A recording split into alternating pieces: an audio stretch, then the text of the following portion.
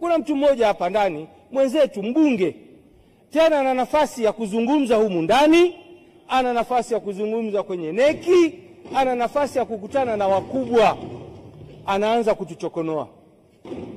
Ameanza kutuchokonoa. Mimi nakiuliza chama changu, Chama cha Mapinduzi, huyu bwana ana kadi ya chama huyu. Hivi basi tukae tu na mtu kama huyu ambaye anatusumbua? Anatoa mifano ya kutisha. Kiswahili bwana ni sisi watu wa pwani tunakijua. Tumejifunza shule pia kitu kinachoitwa literature, fasihi. Wewe unaanza kutoa mifano. Unatoa mifano, nasema bandari ikiuzwa. Sisi tunajua unalenga wapi ndugu yangu, huko uliko.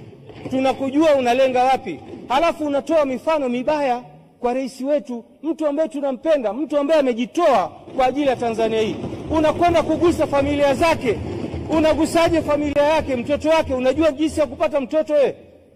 Unajua jinsi ya kulea? Unamtaja mtoto wake kipenzi kwamba akitobolewa macho. Mungu akulani kabisa huko uliko.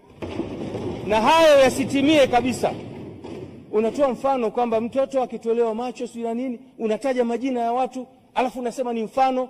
Sisi Kiswahili ndio lugha yetu, tumefundishwa, shule tumeisoma, tunajua fasihi, tunajua kutafsiri. Huna mema kwa Tanzania. Hana mema kwa Tanzania huyu bwana. Mimi ningependa sana awepo. Haya maneno tukiyasema angekuwepo pale. Lakini bahati mbaya hayumo humu ndani. Huko aliko ayasikie, alafu yeye atujibu. Potelea mbali lolote na liwe. Mheshimiwa, mimi nilitaka nizungumze maneno hayo kwa sababu yameniumiza. Unamtaja rais ambaye anajipambanua kuitumikia nchi hii. Tanzania imepata maendeleo ya haraka ndani ya miaka 4 kuliko kipindi kingine. Mimi kwangu Kinondoni kuna mambo ya mzigo. Tumeletewa trilioni 1.3. Bajeti gani, jimbo gani ambalo limepelekewa hela nyingi kiasi hicho kwa mara moja? Halafu wewe unakwenda kumchokoza mtu ambaye anatuokoa sisi wana Kinondoni. Sisi hatukubali. Na leo nilizungumza na mwenyekiti wa CCM wa wilaya Kinondoni. Nikamuuliza, nyie mko wapi?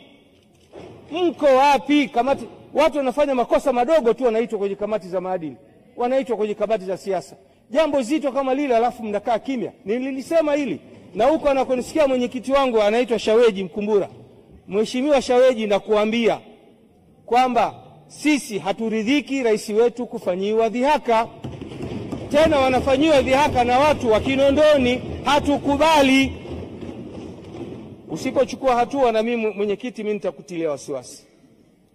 Hivyo mimi naomba Mheshimiwa Spika na Naibu Spika, nilisimama nilitaka niseme mambo haya kwa sababu sisi wana Kinondoni yametukwaza sana.